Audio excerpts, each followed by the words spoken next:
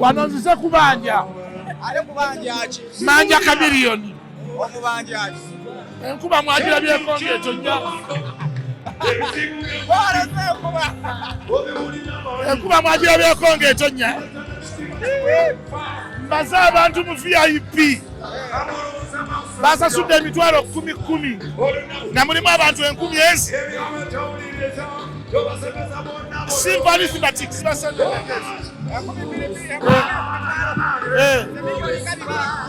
Kati njagala ko 10%. Agenda kumpa 20%. Bwana agenda okusasula. Jagenda okuyimba yonna ng'agitonyesaayo. Adenga yagambye yagenda wa Pastor Bugingo na Bugembe be bagisabira. Leka nanti alina by'atasobola kwogera mu kamera. Tukyakola n'ebirala bingi mujja bitegeera ku Chameleone. Tujja mufiirako tusomesa. Otabusonale bwe mu kivulu obeera mukambwe. Saagala kummanyiira Sudaisi mwana wange namusomesa. Namusomesa Kampala second. Obedda nkola mu kivulu ng'onyeenya ku kaliba enjolo endongo ekuyingidde. Tunyumirwa musiki, tetunyumirwa bigambo. Kikyotegeeza muweki. Nanti waliwo aboogera n'abayimba bya mirundi ebiri. Aboogera be baluwa. Bobi Wine ayogera. Bobi Wine ayogera. Chameleone ayimba. Adenga bagamba y'omu ku bakabaka ba live mu Uganda. Ate live etya mugimuwa. Olabe bwajja okuvuya. Ono amanyi. Era muziki omulungi atandikirawo ng'omuwandiika. Kawandiika kalungi atuyambye n'atwambaza ekkanzu ey'abamanyi. N'atugobako bakawawa, embwa, enfaana. Abatamanyi kuyimba. Osirwala naki? Tetutera kulaba mbibbulo mpaka tukoseemuko kino. Wanonzize kubanja. Ale kubanja aki? Manja Chameleone. Omubanja aki? Enkuba mwagira byekonge tonnya. Enkuba mwagira byekonge tonnya. Mbaza abantu mu VIP. Basasudde emitwalo 10,000. Na mulimu abantu 10,000. Simply thematics basande.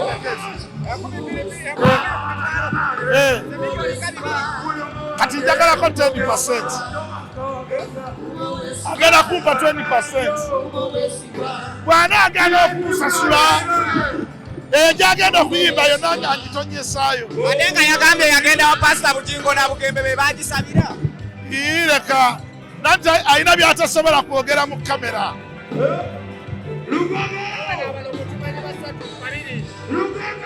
Wano abalogo b'enkuba tumanyi bbala mu Abitex kati yeegaseeko Nakulabita ate naawe kw'oli. Temunsiriwayirako temunteeka ku bantu batamanyi kuloga. Abitex Munyankole. Eddogo Abanyankole ery'okuloga enkuba baalijjawa. Ani omulala? Balamu Munyolo. Eddogo ery'okuloga enkuba Abanyolo tebalirina. Bulavite Mugwere. Tabalina. Tebasobola. Kino kinene ekyo twabaddeko. Wano wanene. Owamuwadde omuggo gwe yazze nagwo olwayingidde mu kuba n'omuggo n'ekya. Tukyakola n'ebirala bingi mujja bitegeera ku Chameleone. Tujja mufiirako. Abantu baali bagamba emmandwa wasigazaamu Justin Lubugo tokyalina mmandwa. Kati atanyinza okuwakana nabo. Mpakana atya n'abantu abatalina wadde akasambu akamu. Mpakane nabo. Baba bagamba sirina tebali tamu. Basiri wa kika kyabwe sireko saabwe. N'okubaagala sibaagala. Kakati ebyo nsirika musisi n'embaleka. Mbalabanga mukoka. Bakulukute bagende. Engeri gy'olabyemu live Chameleone gyakuli oyinza mugeraageranya kwani wano mu Uganda.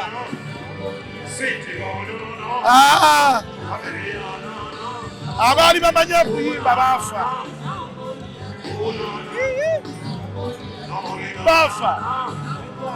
kati ebyo byakola fire beyakola fire bongole bajime katumba bebalina talenti ezo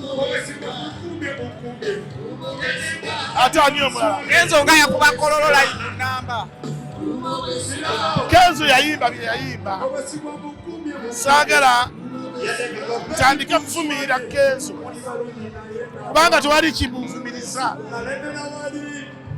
mwagala mukwano gwange ndi faani we kati lwaki nzirano mu maaso ne muvuma olw'okuba yaleese ebyaffire biki ebyo yabireese kukola n'erinnya tewaliwo ttabu ate spice gye yayina wano saagiriimu nagiraba ku TV nabiraba naye spice yayina ekizibu teyali asinga bulungi yali takoze lihaso bulungi naye nga yayimba naye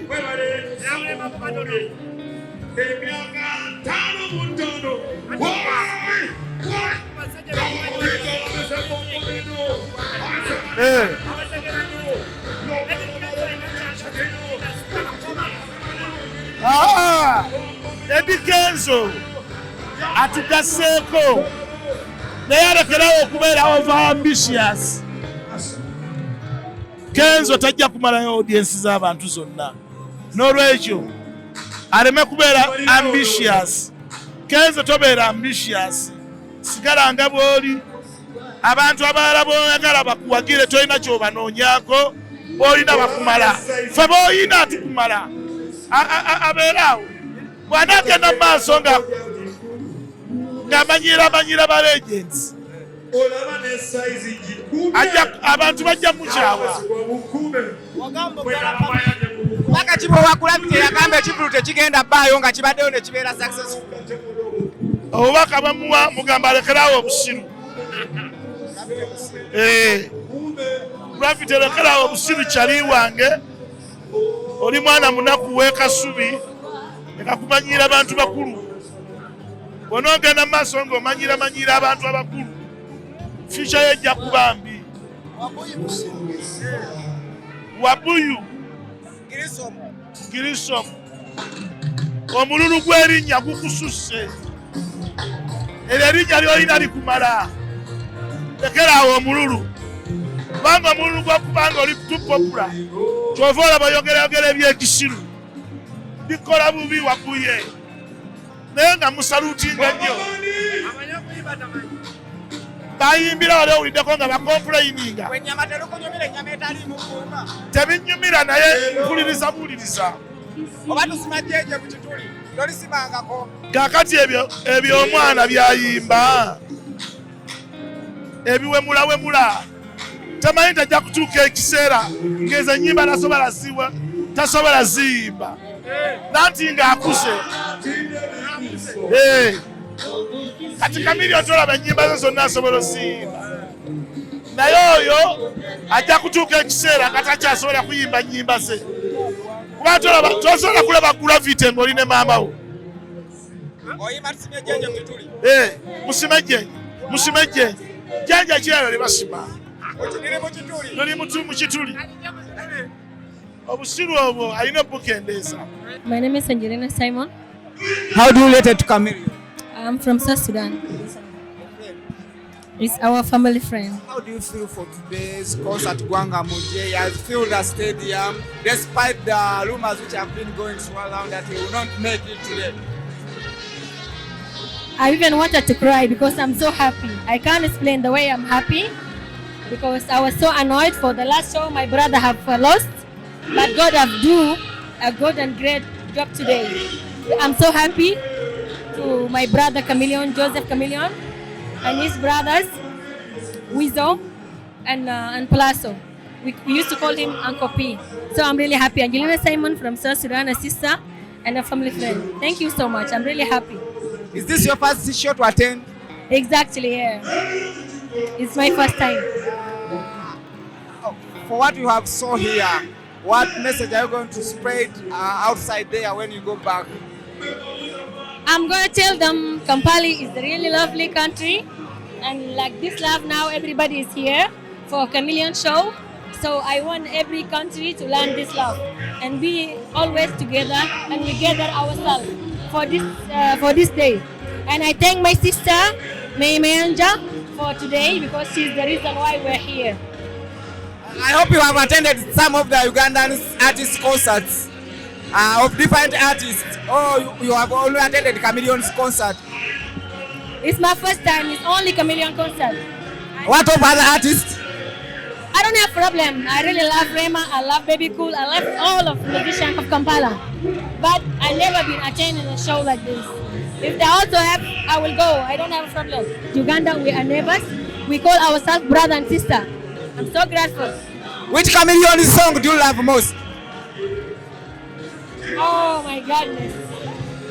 All the songs. All the songs.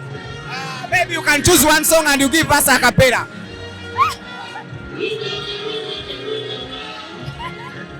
Now I'm confused because I don't know which. Chameleone is always the best. Maybe Forever. You can give us a cappella for Forever. Oh my God, no.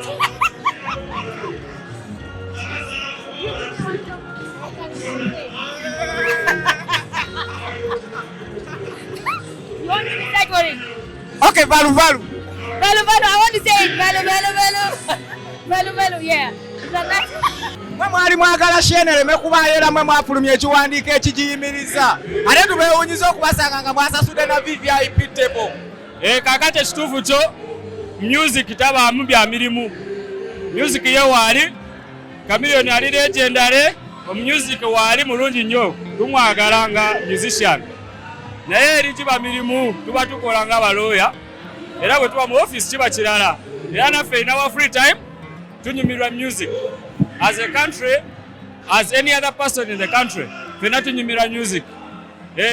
Ate nga egimu ku misango egyabaddewo, omusajja kirati waffe yategeka ekivulu ky'Emityana bamukompesetinze gwawedde mu kukaanya. Weewaawo ow'Emmoroto tebanamusasula, era wano era tusobodde okukungaanya obujulizi nga tulabye nti Chameleone ajuza ssente azifunye, era asasule kirati waffe ow'Emmoroto yategeka ekivulu Emmoroto n'atakola ki? N'atayimba, n'afiirizibwa ssente zisuuka mu milioni 15. Kati sisi engeri gy'akoze gwanga muje afunye ssente asasule kirati waffe ow'Emmoroto nga bwe yasasudde ow'Emityana. Atera kulaba mu bivulu lwaki ekya Chameleone okiyingidde? Well, Chameleone is our guy. Much as we may have issues against him, like we have claims against him, but he remains our guy, because at some time we have also worked for him. Chameleone is our client as well. So he's our person, and we are happy that the matter we had against him has been negotiated and settled out of court, apart from the outstanding Moroto case, which we also think we'll be able to settle with Chameleone. Chameleone is a nice guy, and he's our client as well, so we have no problem with him. That's why we are here to support him. Endongo mugiwulidde? Endongo yo bweri, era Chameleone mu kuyimba akwata kisooka wano e Uganda. Kituufu yo music wali ayimba live bulungi, kuva we yatandise okuyimba ali clear. Yeah, for sure it's the first time I see somebody do a live. For all this time, live, like a cappella, live. I've not seen this in my life. So I give it up to Chameleone. I think he's a great guy.